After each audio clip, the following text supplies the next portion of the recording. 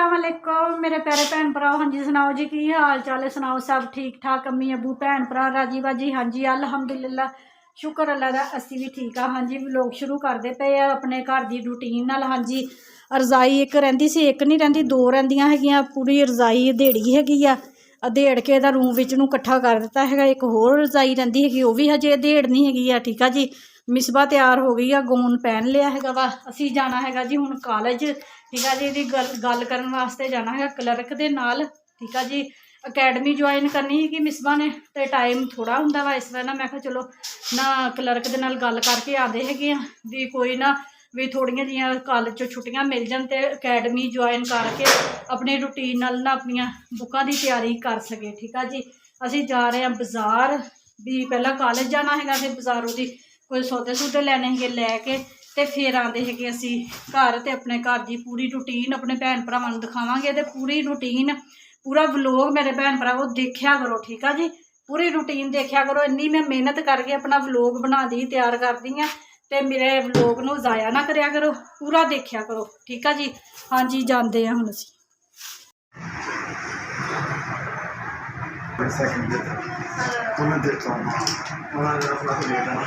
उनका foreign test आ गया कि लड़की को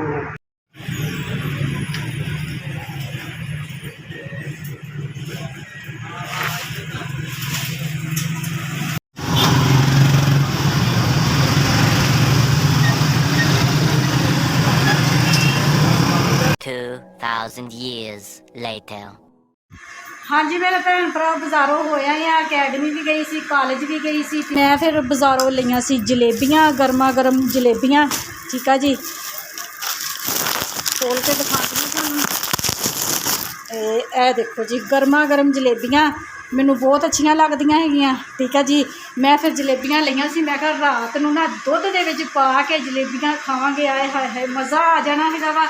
मैनू भी मेरी छोटी भैन नूं भी मेरी वड्डी बाजी नूं भी सानू भैनां नूं दुध जलेबियाँ बहुत ज़्यादा पसंद है। ठीक है जी तो बाज़ारों आके पानी शानी पीता, पसीना सुकाया, हजे भी मैनू पसीना आया है, पंखा फुल स्पीड ते चलाया होया वा। ठीक है जी हुण अली हैदर नूं कहा है भी मोटरसाइकिल बाहर कढ़ ला अली आपां गैस भरा लीए। ठीक है जी छोटा सिलेंडर हैगा वा यह वाला, तो एक सिलेंडर ना मियाँ जी यह भी ले आए है। ठीक है जी कहते है भी तुसीं ना इहदे विच भी गैस भरा लवो ते उहदे विच भी हैगा वा। हाँ जी सिलेंडर ना अली हैदर नूं पकड़ाइए, अली सिलेंडर पकड़। ठीक है जी अली हैदर के नाल मैं जा रही है, मास्क लगा लिया वा, पर्स चुक लीए अपना।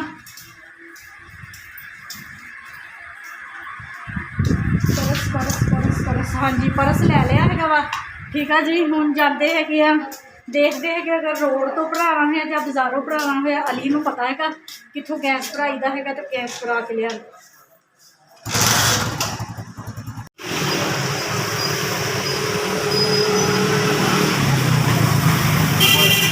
अली हाँ जी मेरे भैन भरा बाजारों आ गए है, सिलेंडर भरा के ले आंदा है। ठीक है जी तो आके जल्दी जल्दी सब्जी बनाई आलू मटर। ठीक है जी तो आई हैगी तो मानो उन्होंने मैंने दसिया है वा, और ट्यूशन पढ़न चले गए, कहते मम्मा बीबी फौत हो गई कि बाजी बैदो आंटी बैदो ना दस के गई हैगी। ठीक है जी तो हम जल्दी जल्दी हांडी रोटी कर लीए मूँह माँ धो के, तो जाते उधरले महल्ले बीबी फौत हो गई है। बहुत ज़्यादा अफसोस होया मेरे बच्चों ने, मेरे तो भी ज़्यादा अफसोस होना क्यों इस वजह नाल भी क्योंकि मेरी जो तबीयत खराब होंगी है ना, मैनू मसला बनता वा ना, तो बीबी को दम करवाई दा वा तो मैं बिल्कुल ठीक हो जाती हैगी। ठीक है जी तो मेरे बच्चे यही परेशान होंगे सी मम्मा बीबी बीमार रहिंदी हैगी, बीबी नूं कुछ हो गया तो तुहाडा की बनना हैगा। ठीक है जी अल्लाह ताला बीबी नूं जन्नत दे विच आला तो आला मुकाम अता फरमावे। ठीक है जी साडियां दुआवां बीबी दे मगर हैगियां, अल्लाह ताला उहनूं जन्नत दे विच आला तो आला मुकाम अता फरमावे।